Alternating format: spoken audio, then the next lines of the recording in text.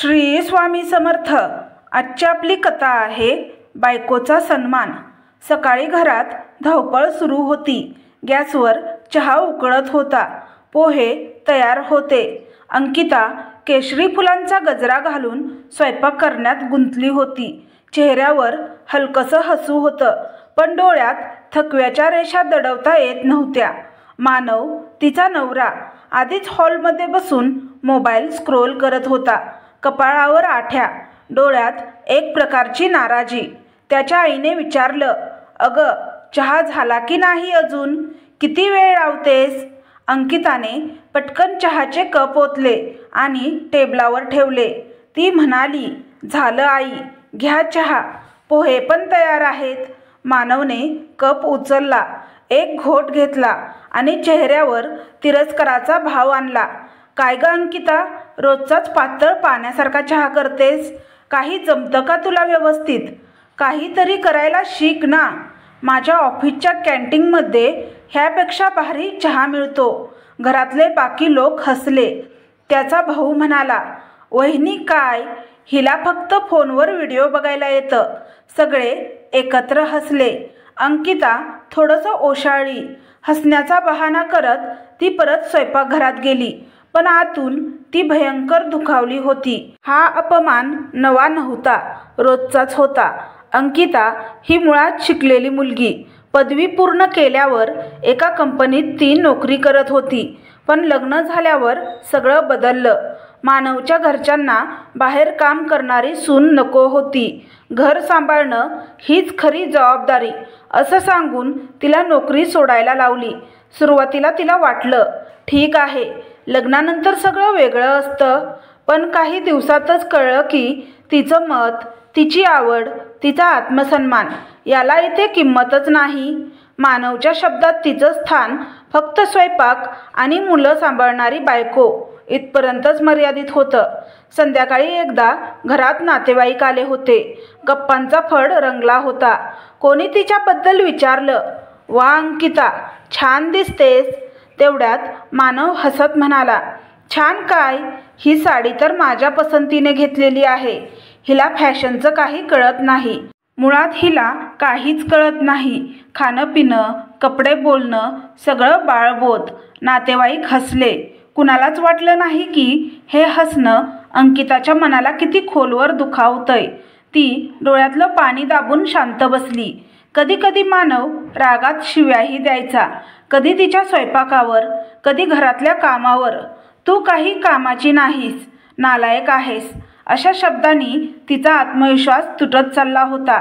सगळ्यात वाईट म्हणजे कधी तो तिच्या शरीरावर टोमणे मारून हसवायचा, अगं, तुझं पोट बघ जरा, 2 मुलं झाल्यावर अजून किती ढिली झालीस, आणि घरच्यांसमोर हसत हसत बोलायचा। सगळेही त्यात मिसळून हसायचे। अंकिता मात्र त्या क्षणी जिवंतपणी मरून जायची। तिला खूप वेळा वाटायचं, का नाही मी प्रत्युत्तर देते? का नाही मी सगळ्यांसमोर त्याला सांगते की मीही माणूस आहे, मलाही सन्मान हवा आहे?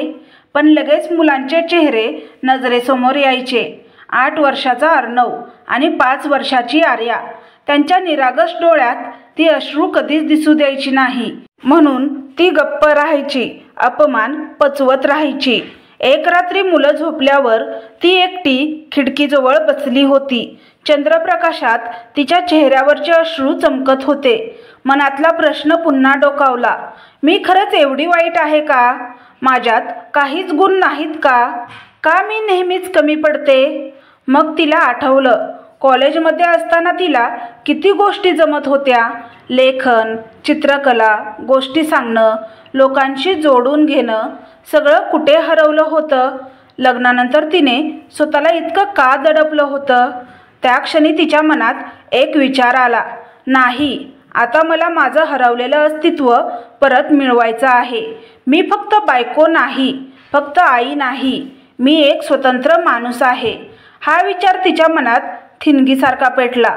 सकाळी उठून ती परत नेहमीसारखी घरकामाला लागली, पण आतून मात्र काहीतरी बदललं होतं।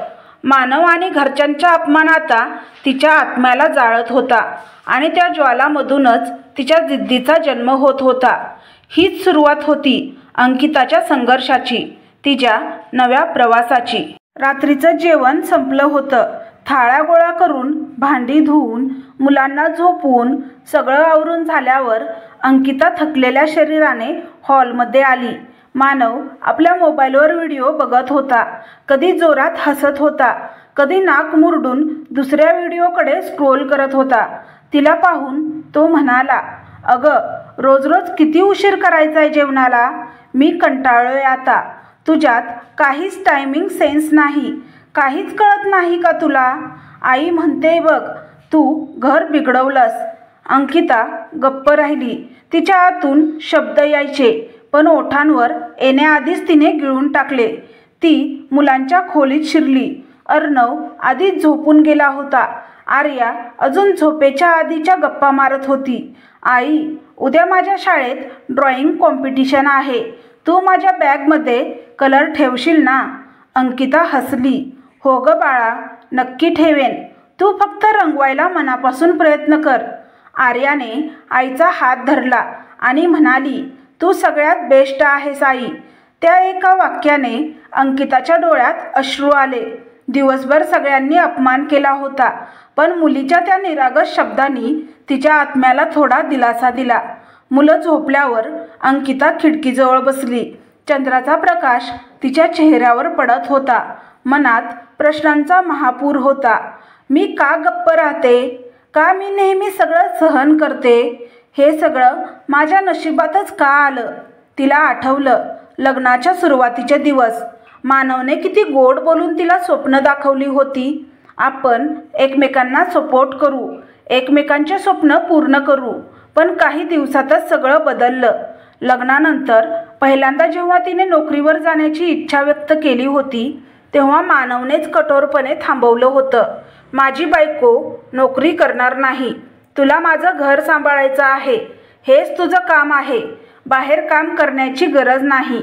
त्या दिवशी तिने गप्प बसून त्याची आज्ञा मानली होती. पण आज विचार करताना तिला जाणवलं, त्या गप्प राहण्यानेच तिच्या आयुष्याचा प्रवास चुकीच्या दिशेने वळला होता.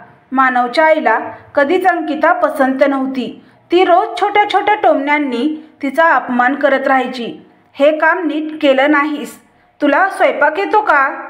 माझ्या मुलाला अशी आळशी बायको मिळाली आहे. अशा शब्दांनी अंकिताचा आत्मविश्वास दिवसेंदिवस तुटत होता. घरातल्या इतरांना हे रोजचं दृश्य वाटायचं. कुणालाच त्यात काही चुकीचं दिसत नव्हतं. फक्त अंकिता मात्र आतून तुटत होती. त्या रात्री तिने ठरवलं, असं किती दिवस चालणार?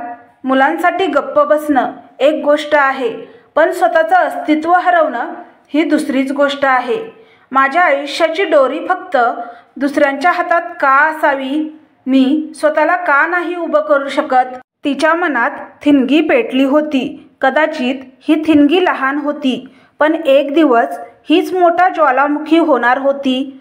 सकाळी मुलांना शाळेसाठी तयार करताना तिच्या डोक्यात फक्त एक विचार होता, माझ्या मुलांना मी दाखवायला हवं की आई ही फक्त स्वयंपाक करणारी बाई नाही. आई म्हणजे ताकद, आई म्हणजे सन्मान. आर्याने तिला हसत विचारलं, आई, तू रोज एवढं काम करतेस, तुला थकवा येत नाही का? अंकिता थोडी हसली. हो गं बाळा, थकवा येतो, पण माझी मुलं मला हसवतात ना, मग सगळा थकवा जातो. त्या क्षणीच तिला जाणवलं, हो, माझी मुलं हीच माझी खरी ताकद आहेत. ह्यांच्यासाठीच मला उभं राहायचं आहे. एका संध्याकाळी मानवचे मित्र घरी आले होते. गप्पांच्या दरम्यान मानवने हसत हसत सांगितलं, अरे, माझी बायको तर मोबाईलवर व्हिडिओ बघण्यात एक्सपर्ट आहे. तिला घरातली कामं लवकर होत नाहीत. खूप आळशी आहे, पण मोबाईलवर व्हिडिओ बघितला जातो. मित्र हसले. त्यातल्या एकाने विचारलं, अंकिता, खरं आहे का? मानव सांगतोय ते? अंकिता गप्पच राहिली. मनात तिला ओरडावंसं वाटलं, जर मी आळशी असते तर आता जी पार्टी करत आहात, तुम्ही जे डेकोरेशन आहे, जे जेवण केलेलं आहे, ते कोणी केलं? पण तिने मौन पाळलं. सगळ्यांसमोर वाद घातला तर पुन्हा माझीच बदनामी होईल. पण त्या क्षणी तिच्या आत्म्याने शपथ घेतली, एका दिवसात मी याचं उत्तर देईन. एका दिवसात मी दाखवून देईन की मी खरंच काय आहे. रात्री ती देवासमोर बसली. डोळ्यातून अश्रू वाहत होते. देवा, मला फक्त थोडं धैर्य दे. मला माझ्या मुलांसाठी मजबूत कर. माझ्या आयुष्याला थोडा मार्ग दाखव. तिच्या प्रार्थनेत निराशा होती, पण त्याचसोबत नवा विश्वासही होता. अंकिता अजूनही गप्प राहिली होती. अजूनही तिने कुणालाच प्रत्युत्तर दिलं नव्हतं. पण तिच्या शांततेतून आता जिद्दीचं बीज उगवलं होतं. ते बीज अजून लहान होतं, पण एक दिवस ते प्रचंड वृक्ष होणार होतं. त्या रात्री तिने स्वतःशीच पुटपुटलं, मी गप्प आहे म्हणजे मी हरले नाही. मी शांत आहे कारण मी तयारी करते. एक दिवस माझं मौन आवाज बनेल आणि तो आवाज सगळ्यांना ऐकावा लागेल. दुसऱ्या दिवशी सकाळी उठल्यावरही सगळं नेहमीसारखं चाललं होतं. मुलांना शाळेसाठी तयार करणं, मानवच्या आवडीप्रमाणे नाश्ता करून देणं, सासूबाईंच्या छोट्या छोट्या आज्ञा ऐकून घेणं. पण आतून अंकिता काहीतरी वेगळाच विचार करत होती. मी असंच आयुष्यभर जगायचंय का? फक्त गप्प राहायचं, अपमान सहन करायचा आणि मुलांसाठी स्वतःला मारून टाकायचं. तिच्या डोक्यात एक विचार पुन्हा पुन्हा घुमत होता, मला स्वतःच्या पायावर उभं राहायचं आहे. त्या दिवशी संध्याकाळी ती मोबाईलवर एक व्हिडिओ बघत होती. एक साधी गृहिणी फेसलेस यूट्यूब चॅनल चालवत होती आणि लाखो लोक तिचे व्हिडिओ बघत होते. त्या बाई म्हणत होत्या, मी कधी स्वप्नातही नाही विचार केला की माझं बोलणं, माझं काम इतक्या लोकांना आवडेल. पण आज मी माझ्या कुटुंबासाठी पैसे कमावते आणि सगळे मला आदराने बघतात. अंकिताला तो व्हिडिओ पाहून हृदयात ठिणगी पडली. जर तिला जमू शकतं तर मला का नाही? रात्री मुलं झोपल्यानंतर ती शांतपणे वही उघडून लिहू लागली. काय काय गोष्टींवर व्हिडिओ बनवता येतील. स्वयंपाक, गोष्टी सांगणं, घरगुती टिप्स. तिला आठवलं, शाळेत असताना ती गोष्टी खूप सुंदर सांगायची. तिचे मित्रमैत्रिणी तिच्या गोष्टी ऐकायला थांबत. कदाचित मी गोष्टी सांगणं सुरू केलं तर लोकांना आवडेल. तिने ठरवलं, फेसलेस चॅनल सुरू करायचं. म्हणजे कॅमेरासमोर चेहरा दाखवायची गरज नाही. आवाज, चित्र, थोडं एडिटिंग एवढंच पुरेल. दुसऱ्या दिवशी तिने मोबाईलवर नवीन जीमेल अकाउंट तयार केलं. यूट्यूब चॅनलचं नाव ठेवलं, मनाच्या गोष्टी. तिला काहीच माहिती नव्हतं एडिटिंगबद्दल, पण रात्री सगळे झोपल्यावर ती ट्युटोरियल्स बघत शिकू लागली. सुरुवातीचे प्रयत्न फारच कच्चे होते. कधी आवाज नीट रेकॉर्ड व्हायचा नाही, कधी व्हिडिओ सेव्ह होत नसे, कधी मोबाईलची बॅटरी संपायची. पण प्रत्येक चुका तिने शिकण्याची संधी मानली. सुरुवात परिपूर्ण नसेल, पण चालू ठेवली तर ती नक्की सुधारेल. तिने पहिला व्हिडिओ अपलोड केला, आईच्या गोष्टी. चांदण्याची रात. तिने साध्या आवाजात एक गोष्ट सांगितली. पार्श्वभूमीला मोफत संगीत टाकलं. अपलोड बटन दाबतानाच तिचं हृदय धडधडत होतं. कोणी पाहिलं नाही तर, लोकांनी हसवलं तर. पण तिला आठवलं, मी हे माझ्या सन्मानासाठी करतेय. मला भीती नाही. पहिल्या आठवड्यात फक्त 15 व्ह्यूज मिळाले. त्यातले बहुतेक तिच्या स्वतःच्या मोबाईलवरून. कॉमेंट्स शून्य. तिनं निराश होऊन मोबाईल बाजूला ठेवला. काहीच होत नाही. लोकांना माझं काहीही आवडणार नाही. पण मग आर्याने धावत येऊन विचारलं, आई, तू मला परवा सांगितलेली गोष्ट मोबाईलवर टाकशील का? माझ्या मैत्रिणीला मी सांगितले, तिला आवडली आणि मला परत ऐकायचे आहे. मुलीच्या डोळ्यातली उत्सुकता पाहून अंकिताच्या मनाला बळ मिळालं. नाही, मी हार मानणार नाही. अंकिता रोज एक व्हिडिओ टाकू लागली. कधी गोष्टी, कधी छोट्या टिप्स, कधी प्रेरणादायी वाक्य. तिने आवाज नीट रेकॉर्ड कसा करायचा, एडिटिंगमध्ये रंग, चित्र कशी टाकायची हे हळूहळू शिकून घेतलं. सुरुवातीचे व्ह्यूज कमी असले तरी एका महिन्यात तिच्या चॅनलला 100 सबस्क्रायबर झाले. आणि एके दिवशी अचानक तिच्या आईच्या गोष्टी, सिंह आणि उंदीर हा व्हिडिओ व्हायरल झाला. एका रात्रीत 10,000 व्ह्यूज. ती स्क्रीनकडे पाहत रडू लागली. लोक मला ऐकतायत, लोकांना माझं बोलणं आवडतंय. तिने 3 महिने अविरत मेहनत केल्यानंतर यूट्यूबवरून मेल आला, तुमचं चॅनल मॉनिटायझेशनसाठी पात्र ठरलं आहे. ती आनंदाने उड्या मारायला लागली. काही दिवसांनी तिचे $100 कंप्लीट झाले. पहिल्यांदा तिच्या खात्यात 9,000 रुपये आले. त्या दिवशी तिने ठरवलं, हे पैसे मी स्वतःसाठी आणि मुलांसाठी वापरणार. तिने स्वतःसाठी नवीन साडी घेतली. आरशात ती साडी घालून स्वतःकडे पाहताना तिच्या डोळ्यात पुन्हा एकदा आत्मविश्वास चमकला. पण जेव्हा मानवला समजलं की अंकिता व्हिडिओ बनवते, तेव्हा तो उपहासाने म्हणाला, अरे वा, यूट्यूबर झालीस म्हणजे 5-4 पैसे आले म्हणून तुला वाटतं तू काही मोठं करतेस. लोक हसतात अशा व्हिडिओवर. हे काही खरं काम आहे का? घरचेही त्याच्या मागे लागले. हो, घर सांभाळावं आधी नीट. हे मोबाईलचे खेळ काय उपयोगाचे? अंकिताने पुन्हा मौन पाळलं. पण यावेळी ते मौन अपमानाचं नव्हतं, तर संयमाचं होतं. कारण तिच्या मनात आत्मविश्वासाची ठिणगी पेटली होती. एक दिवस माझे हेच व्हिडिओ माझा सन्मान परत मिळवून देतील. आता अंकिता बदलू लागली होती. ती फक्त अपमान सहन करणारी गृहिणी नव्हती. ती एक क्रिएटर होती, जी स्वतःच्या कामातून लोकांपर्यंत पोहोचत होती. दर महिन्याला येणाऱ्या थोड्याफार कमाईने तिने मुलांसाठी वस्तू घ्यायला सुरुवात केली. मुलं खुश होत. आई, तू किती भारी आहेस. तू आमच्यासाठी स्वतः पैसे खर्च करतेस. अंकिताच्या चेहऱ्यावर त्या क्षणी समाधानाची एक नवीनच चमक दिसली. अंकिता अजूनही नवऱ्याच्या आणि घरच्यांच्या अपमानाला सामोरी जात होती, पण आतून ती बदलली होती. तिच्या डोळ्यात आता भीती नव्हती, तर जिद्द होती. तिच्या मनातला आवाज आता स्पष्ट होता, मी माझ्या पायावर उभी राहते. माझ्या मुलांसाठी, माझ्या सन्मानासाठी. कोणी मानो वा ना मानो, मी स्वतःला मानायला शिकले आहे. आता अंकिताच्या चॅनल हळूहळू लोकप्रिय होत होता. आईच्या गोष्टी नावाचं तिचं दुसरं चॅनल मुलं, तरुण, आईबाबा सगळ्यांमध्ये पोहोचत होतं. तिच्या आवाजातील साधेपणा, कथा सांगण्याची शैली आणि पार्श्वभूमीला दिलेला शांत सूर यामुळे लोकांना ती आवडायला लागली होती. काही महिन्यातच तिच्या चॅनलला 50,000 सबस्क्रायबर झाले. लोक कॉमेंट करत, मॅडम, तुमच्या गोष्टी ऐकून माझं बालपण आठवतं. माझ्या मुलाला झोपवताना मी तुमचेच व्हिडिओ लावते. हे वाचून अंकिताच्या डोळ्यात चमक यायची. लोक मला ओळखत नाहीत, पण माझा आवाज त्यांना सुख देतो. एका महिन्याला तिच्या खात्यात 25,000 रुपये आले.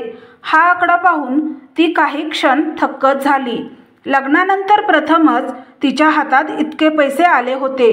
तिने मुलांसाठी शाळेची फी भरल्या, त्यांना नवीन कपडे आणले.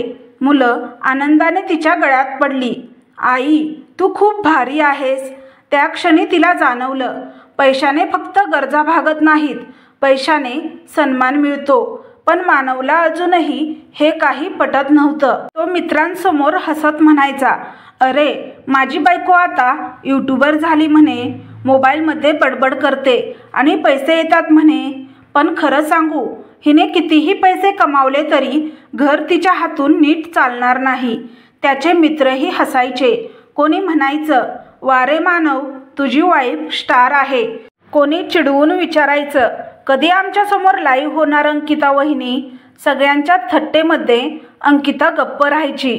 पण आता तिच्या मनात वेगळीच शांतता होती. हो, तुम्ही थट्टा करा, पण एका दिवसात हीच गोष्ट माझा अभिमान बनेल. सासूबाई रोज टोमणे मारायच्या, घरकाम सोडून मोबाईलवर लागली आहे. हे पैसे काही खरंच सुख आणणार नाहीत. कधी नणंद म्हणायची, बाहेर लोकांना गोष्टी सांगतेस, घरात आम्हाला बोलायला शिकशील का. त्यांच्या शब्दांनी तिचं मन दुखायचं. पण यावेळी ती रडत नव्हती. ती फक्त स्वतःला शांतपणे सांगायची, माझा वेळ येईल. एका दिवशी मुलांच्या शाळेत पॅरेंट्स टीचर मीटिंग होती. अर्णवचा क्लास टीचर म्हणाला, मॅडम, तुमचा मुलगा खूप क्रिएटिव्ह आहे. त्याने सांगितलं की त्याला गोष्टी आईकडून शिकायला मिळतात. तुम्ही घरी त्याच्यासोबत वेळ देता, हे खूप चांगलं आहे. हे ऐकून अंकिताला आतून किती आनंद झाला ते शब्दात सांगता येणार नव्हतं. पहिल्यांदाच तिला आई म्हणून कौतुक मिळालं होतं. एकदा जेवणाच्या टेबलावर सगळे बसले होते. मानव नेहमीप्रमाणे तिच्या पोळ्या चाखून म्हणाला, काय अंकिता, पोळ्या जाड झाल्यात पुन्हा. रोजचा प्रकारच आहे. कधी शिकणार नीट? सगळे हसले, पण यावेळी अंकिताने शांतपणे उत्तर दिलं, मानव, जर पोळ्या तुला जाड वाटत असतील तर पुढच्या वेळी तू करून दाखव. मला खात्री आहे तुझ्या हातून जगातल्या बेस्ट पोळ्या होतील. क्षणभर सगळे गप्प झाले. मानवच्या चेहऱ्यावर राग दिसला. अरे वा, आता आवाज चढतोय दिसतंय. यूट्यूबच्या पैशांनी डोकं फिरलं वाटतं. अंकिताने फक्त हलकसं स्मित केलं. हो, आता मी गप्प नाही बसणार. एका दिवशी अर्णव शाळेतून आला आणि आनंदाने म्हणाला, आई, माझ्या फ्रेंड्सनी सांगितलं की त्यांचे आई बाबा तुझे व्हिडिओ बघतात. ते म्हणाले की तुझा आवाज खूप गोड आहे. आर्या उड्या मारत म्हणाली, हो आई, माझ्या क्लासमधल्या टीचरने पण तुझा व्हिडिओ ऐकला. ती म्हणाली, तुझी आई खूप टॅलेंटेड आहे. हे ऐकून अंकिताचा आत्मविश्वास आणखी वाढला. माझ्या मुलांसमोर मी आता अपमान सहन करणारी नाही. मी त्यांच्या अभिमानाची आई आहे. मानवला हे सहन होत नव्हतं. तो आतून कुरकुरू लागला. सगळे तिचं कौतुक करतात, लोक तिचं नाव घेतात. मी काय? मी तर कुणाच्याच लक्षात नाही. त्याच्या पुरुषी अहंकाराला हे सहन होत नव्हतं. म्हणून तो आणखी तिला टोचू लागला, आणखी तिचा मजाक उडवू लागला. लोकांना फालतू गोष्टी ऐकायला मिळाल्या नाहीत म्हणून बघतात तुझे व्हिडिओ. खरं टॅलेंट असतं तर आतापर्यंत टी व्हीवर आली असतीस. अशा टोमण्यांनी तो स्वतःला मोठं दाखवण्याचा प्रयत्न करायचा. पण अंकिता आता मनातून हादरायची नाही. ती शांत राहून स्वतःच्या कामावर लक्ष केंद्रित करायची. एका रात्री तिने वहीत लिहिलं, मी आता कोणाला उत्तर द्यायला नाही जगत. मी माझ्यासाठी जगते. माझा आत्मविश्वास आता माझं शस्त्र आहे. आज मी फक्त ठिणगी आहे, पण लवकरच ज्योत बनेन. हे वाक्य तिच्यासाठी मंत्रासारखं झालं. अंकिताचा प्रवास अजून संपला नव्हता. पुढे अजून मोठ्या लढाया होत्या. पण आता ती आधीसारखी गप्प आणि घाबरलेली स्त्री नव्हती. तिच्या डोळ्यात आत्मविश्वासाचा प्रकाश होता, आवाजात ठामपणा होता आणि मनात निश्चय होता. मी माझा सन्मान परत मिळवेन आणि त्या दिवशी जे मला कमी लेखतात त्यांनाच त्यांच्या शब्दांची आठवण करून देईन. मानवच्या कुटुंबात त्याच्या चुलत बहिणीचा साखरपुडा होता. मोठा कार्यक्रम होता. सगळे नातेवाईक जमणार होते. घरात आधीपासून तयारी सुरू झाली होती. अंकिताने हळूच विचारलं, मी काही मदत करू का? सासूबाई लगेच म्हणाल्या, तुझं काम म्हणजे स्वयंपाकघरात मदत करणं. तिकडे फारसं दिसायचं काही काम नाही. तुला लोकांशी बोलायला तरी जमतं का? त्या शब्दांनी तिचं मन पुन्हा दुखावलं. पण आता ती आतून मजबूत झाली होती. ठीक आहे, मी सहन करेल, पण एक दिवस ह्याच लोकांना दाखवेन मी कोण आहे. कार्यक्रमाचा दिवस. मोठं हॉटेल सजलं होतं. सर्व नातेवाईक मित्रमंडळी जमली होती. सगळीकडे गप्पा हशा. अंकिता देखण्या साडीत आली होती. तिने चेहऱ्यावर सौम्य हसू ठेवलेलं, पण आतून ती खूप सावध होती. मानव मात्र स्वतःच्या गर्वात फिरत होता. त्याने मित्रांना बोलावलं, ही माझी बायको अंकिता खूप प्रसिद्ध झाली आहे आता. यूट्यूबवर गोष्टी सांगते. तुम्ही ऐकायला हवं. मुलांना झोपवायला उत्तम आहे.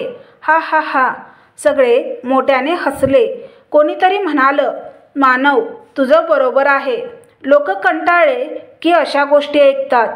अंकिता गप्प झाली, पण तिच्या डोळ्यात मात्र एक ठाम शांतता होती.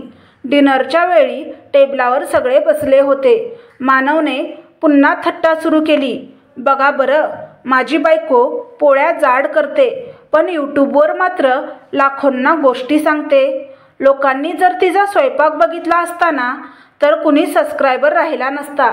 सगळे जोरात हसले. अंकिताच्या डोळ्यात पाणी आलं, पण यावेळी ती गप्प बसली नाही. तिने शांतपणे पण ठाम आवाजात उत्तर दिलं, मानव, एक गोष्ट सांगू? तुला नेहमी वाटतं की मी काहीच करत नाही, माझ्यात काहीच नाही. पण आज या सगळ्यांसमोर सांगते, माझ्या आवाजामुळे, माझ्या मेहनतीमुळे आज हजारो कुटुंब मला ओळखतात.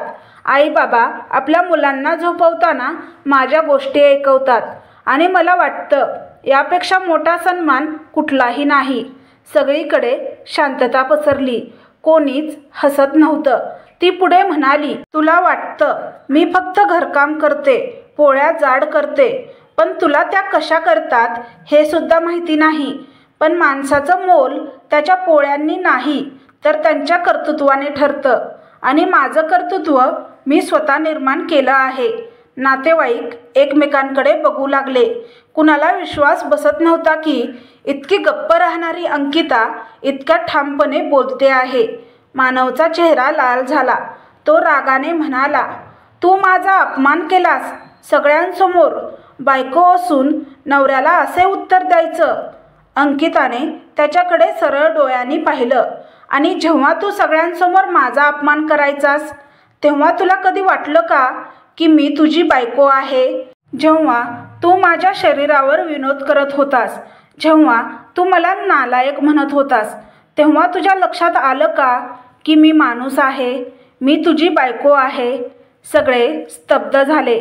अंकिता शांत पण ठाम आवाजात पुढे बोलली, मी किती वेळा गप्प राहिले कारण मला घर तुटू नये असं वाटलं. मी मुलांसाठी मौन धरलं. पण तू रोज माझं मन तोडत राहिलास. तुझ्या शब्दांनी, तुझ्या थट्टेने, तुझ्या उपहासाने तू मला जिवंतपणे मारत होतास. आज मी फक्त तेवढंच तुला जाणवून दिलं. मानव गप्प झाला. त्याच्या डोळ्यात राग होता, पण त्याच वेळी त्याला स्वतःच्या वागण्याचं ओझं जाणवू लागलं. नातेवाईकात कुजबूज सुरू झाली. कोणी म्हणालं, मानव खरंच जास्तच मजाक करत होतास तू तिच्याबद्दल. कोणी म्हणालं, बायको इतकं कर्तृत्व करत असेल तर तिचा अभिमान करायला हवा, थट्टा नाही. पहिल्यांदाच लोकांनी अंकिताच्या बाजूने आवाज काढला. मानव तिथून उठून बाहेर गेला. त्याला वाटलं सगळ्यांसमोर त्याचा मान कमी झाला. पण खरी गोष्ट अशी होती, सगळ्यांसमोर त्यानेच आपलं खरं रूप दाखवलं होतं. अंकिता मात्र शांतपणे मुलांसोबत बसली. तिच्या डोळ्यात पाणी होतं, पण त्या पाण्यामध्ये पराभव नव्हता. होता तर विजयाचा प्रकाश. घरी परतल्यावर मानव खूप रागाने बोलला, तू माझा अपमान कसा केलास? इतकं धाडस कसं केलंस? अंकिताने शांतपणे उत्तर दिलं, मी फक्त तेच केलं जे तू वर्षानुवर्ष माझ्याशी करत आलास. फक्त फरक एवढाच, मी एकदाच केलं, तू रोज करत होतास. मानव गप्प झाला. त्या क्षणी त्याला त्याच्या प्रत्येक शब्दाची, प्रत्येक थट्टेची, प्रत्येक अपमानाची आठवण झाली. त्याला जाणवलं, हो, चूक माझीच होती. तो सोफ्यावर डोक्याला हात लावून बसला. पहिल्यांदाच त्याच्या डोळ्यात अपराधाची जाणीव दिसत होती. अंकिता शांतपणे मुलांसोबत झोपायला गेली. तिचं मौन आता पराभवाचं नव्हतं, ते मौन होतं विजयाचं. आज मी गप्प बसले नाही. आज मी माझा सन्मान स्वतःसाठी उभा केला आणि हे फक्त सुरुवात आहे. त्या रात्री मानवला झोप लागली नाही. डोळे मिटले की पुन्हा पुन्हा अंकिताचे शब्द कानावर घुमत होते. जेव्हा तू माझ्या शरीरावर विनोद करत होतास, जेव्हा मला नालायक म्हणत होतास, तेव्हा तुला लक्षात आलं का की मी माणूस आहे? तो बेचैनपणे पलंगावर वळत होता. त्याच्या मनात एकामागोमाग एक प्रसंग उभे राहिले. तिने बनवलेला चहा, त्याने केलेली थट्टा, सगळ्यांसमोर तिच्या साडीवर केलेला विनोद, मुलांसमोर तिला दिलेल्या शिव्या. त्याला जाणवलं, मी खरंच तिचं आयुष्य नरक केलंय. ती गप्प राहिली म्हणून मी तिला दुर्बल समजत होतो, पण खरं तर तिच्या शांततेत किती ताकद होती हे आज समजलं. सकाळी उठल्यावर अंकिता नेहमीप्रमाणे कामाला लागली. तिने मानवकडे न पाहताच नाश्ता ठेवला. तो मात्र शांत बसला. पहिल्यांदाच त्याच्या ओठावर टीका नव्हती, थट्टा नव्हती. मुलं शाळेत गेल्यावर सासू सासरे देवळात गेले होते. घरात फक्त ते दोघंच राहिले. मानव तिला हळू आवाजात म्हणाला, अंकिता, काल जे झालं त्यासाठी. तो वाक्य पूर्ण करू शकला नाही. अंकिताने थेट नजरेत नजर भिडवली. हो, काय सांगायचं आहे? मानव काही क्षण गप्प राहिला. त्याचे डोळे पाणावले. माफ कर, मी खूप चुकीचं वागलो तुझ्याशी. वर्षानुवर्ष मी तुझा सन्मान केला नाही. तुला कधी पत्नी म्हणून, माणूस म्हणून जपलं नाही. काल तुझ्या शब्दांनी मला माझा चेहरा दाखवला. अंकिता ऐकत होती. तिच्या चेहऱ्यावर ना राग होता ना आनंद, फक्त शांतता होती. ती म्हणाली, माफीने वर्षानुवर्षाचा अपमान नाहीसा होत नाही मानव. मी रोज सहन करत होते कारण मला घर तुटायला नको होतं आणि माझ्यात आत्मविश्वास कमी होता. पण तू कधी माझं मौन समजून घेतलंस का? मानवचे डोळे खाली गेले. तो खुर्चीवर बसून डोकं हातात धरून रडू लागला. पहिल्यांदाच त्याला त्याच्या चुका जाणवत होत्या. त्या दिवशी शाळेतून परतताना अर्णव म्हणाला की आज बाबा खूप शांत आहेत, काही बोलतच नाहीत. आर्या निरागसपणे म्हणाली, बाबा आता तुला रागवणार नाहीत का आई? अंकिताने हळूच मुलांना मिठीत घेतलं. हो बाळांनो, आता सगळं ठीक होईल. तिच्या आवाजात खात्री नव्हती, पण आशेचा एक किरण होता. पुढच्या काही दिवसात मानव खरोखरच बदलू लागला. तो आधीसारखा उपवास करत नव्हता. स्वयंपाकघरात गेला की आज मी भाजी कापतो, तू थोडा आराम कर, असंही म्हणू लागला. घरच्या सुरुवातीला चकित झाले. सासूबाईंनी विचारलं, काय झालं तुला? बायकोला एवढं महत्त्व द्यायला लागलास? मानवने उत्तर दिलं, आई, आतापर्यंत जी चूक केली ती पुन्हा करायची नाही. अंकिता फक्त आपली सून नाही, ती माणूस आहे, माझी पत्नी आहे, माझ्या मुलांची आई आहे. तिला सन्मान द्यायचा हा माझा कर्तव्य आहे. घरच्यांना गप्प व्हावं लागलं. दरम्यान अंकिताचा यूट्यूब चॅनल अधिकच लोकप्रिय होत होता. तिला ब्रँड्सकडून सहकार्याच्या ऑफर्स येत होत्या. महिन्याला येणारे उत्पन्न पाहून ती आनंदाने भारावली होती. एक दिवस तिने निश्चयाने मानवला सांगितलं, मला आता स्वतःचा स्टुडिओ बनवायचा आहे, थोडे पैसे गुंतवावे लागतील. मानवने कोणतीही कुरकुर न करता म्हटलं, हो, मी आहे तुझ्यासोबत, तुला जे करायचं आहे ते कर. अंकिताच्या डोळ्यात चमक आली. तिला जाणवलं, हा तोच मानव आहे का जो काही दिवसापूर्वी तिच्यावर थट्टा करत होता. पुन्हा काही आठवड्यांनी कुटुंब एकत्र आलं. यावेळेस मानवने सगळ्यांसमोर जाहीर केलं, तुम्हाला माहीत आहे का, अंकिताचं चॅनल आता 1,00,000 सबस्क्रायबर पार झालंय. मला तिचा खूप अभिमान आहे. सगळे थक्क झाले. ज्यांनी पूर्वी अंकिताची थट्टा केली होती ते आता तिचं कौतुक करत होते. अंकिताने शांतपणे स्मित केलं. तिचा सन्मान परत मिळाला होता, पण इतरांकडून नव्हे तर स्वतःच्या जिद्दीमुळे. त्या रात्री मानव तिच्याकडे आला. त्याने हात जोडून म्हटलं, अंकिता, मी माफी मागतोय, पण आज खरी कबुली देतो. तू माझ्यापेक्षा कितीतरी मोठी आहेस. मी तुला तुझ्या किमतीनं कधी पाहिलंच नाही. मला माफ कर. मला एक संधी दे. मी पुन्हा तुला कधी दुखावणार नाही. अंकिताने त्याच्या डोळ्यात पाहिलं. त्यातला अहंकार गेला होता. त्यात खरी खंत होती. ती हळू आवाजात म्हणाली, मानव, माफी मागणं सोपं आहे, बदलणं कठीण. जर खरंच बदलायचं असेल तर फक्त माझ्यासाठी नाही, प्रत्येक स्त्रीसाठी, प्रत्येक माणसासाठी सन्मान ठेव. कारण अपमान फक्त व्यक्तीला नाही तर नात्यालाही मारतो.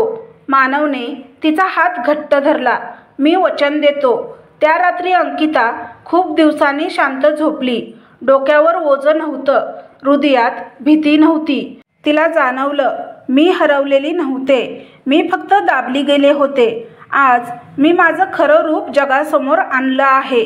मुलं गाढ झोपली होती. मानव तिच्याजवळ बसला होता. पहिल्यांदा तिला आदराने बघत. खिडकीतून चांदणं आत येत होतं. तो प्रकाश आता तिच्या डोळ्यातल्या चमकाप्रमाणे शुद्ध होता. अंकिताच्या प्रवासाने सिद्ध केलं की सन्मान कुणी देत नाही, तो स्वतः उभा करावा लागतो. अपमान सहन करणं म्हणजे दुर्बलता नाही, तर योग्य क्षणाची प्रतीक्षा. आणि जेव्हा योग्य क्षण येतो तेव्हा शांत स्त्रीचा आवाज पर्वत हलवू शकतो. मानवने शेवटी स्वीकारलं, माझी खरी ताकद माझ्या अहंकारात नाही तर माझ्या पत्नीच्या जिद्दीमध्ये आहे. अंकिता आता फक्त बायको किंवा आई नव्हती, ती होती एक स्ट्रॉंग वुमन जी स्वतःच्या सन्मानासाठी लढली आणि जिंकली. तर तुम्हाला ही कथा कशी वाटली हे कमेंट बॉक्समध्ये कमेंट करून नक्की सांगा. कथा आवडल्यास व्हिडिओला लाईक आणि चॅनलला सबस्क्राईब करा. व्हिडिओ पाहिल्याबद्दल मनापासून धन्यवाद. श्री स्वामी समर्थ.